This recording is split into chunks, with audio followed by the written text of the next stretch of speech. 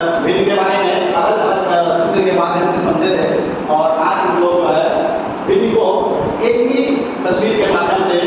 समझने की कोशिश करते हैं। जो तस्वीर है जिसको हम लोग देख सकते हैं ये मम्मी के रोटी के आकार का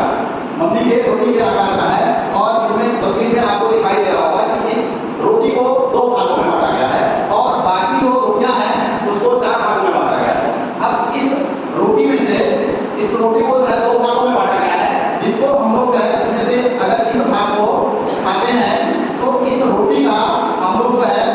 एक पूरे रोटी को दो हिस्से में से एक रोटी को हम लोग जो है खाने का काम किया। तो यदि हमको पूछा जाए कि इस रोटी का कितना हिस्सा खाया है, इस रोटी का हम लोग जो है 1/2 हिस्सा जिसको हम लोग आधा बोल सकते हैं।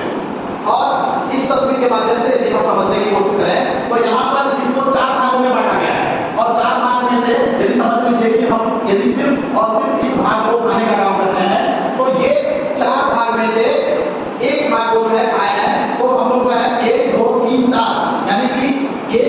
भाग को जो है खाए हैं यानी 1/4 भाग पूरे रोटी का 1/4 भाग। और यदि हम जो है इसमें दो भाग को खाने का काम करते हैं, दो भाग को गलत करते हैं तो ये जो है इस रोटी का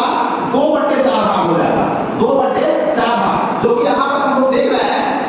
एक रोटी को दो भागों में बांटे और यहाँ एक रोटी चार भाग में बटा हुआ है और जितना हम लोग यहाँ पे खा रहे हैं उतना ही यहाँ पर भी खा रहे हैं और यहाँ पर 2/4 लिखते हैं और इसको यदि हम कैलकुलेट करेंगे तो ये भी जो है 1/2 के रूप में यानी कि इसमें भी हम लोग जो है आधा रोटी खाने का काम कर रहे हैं। और यदि हम इसमें से अगर 3 भाग लेते हैं यहाँ से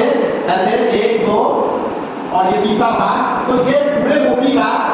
3/4 हिस्सा हम लोग जो है खाने का काम किए। तो इनको हम लोग जो है इसी तरीके से कोई भी सामान जो पूरा दिया हुआ है उसमें से कितना हिस्सा उपयोग करते हैं या कोई भी अगर मान लीजिए कि हमको 10 प्रश्न हल करने के लिए मिला है और 10 में से हम 7 प्रश्न हल कर लिए हैं। अगर पूछा जाए कि पूरे जो प्रश्न दिया गया था उसमें से पूरे प्रश्न का कितना हिस्सा हल कर लिया तो हमने 7/10 हिस्सा जो है हल करने का काम किया। तो यही जो है हमारा भिन्न है कि किसी भी चीज को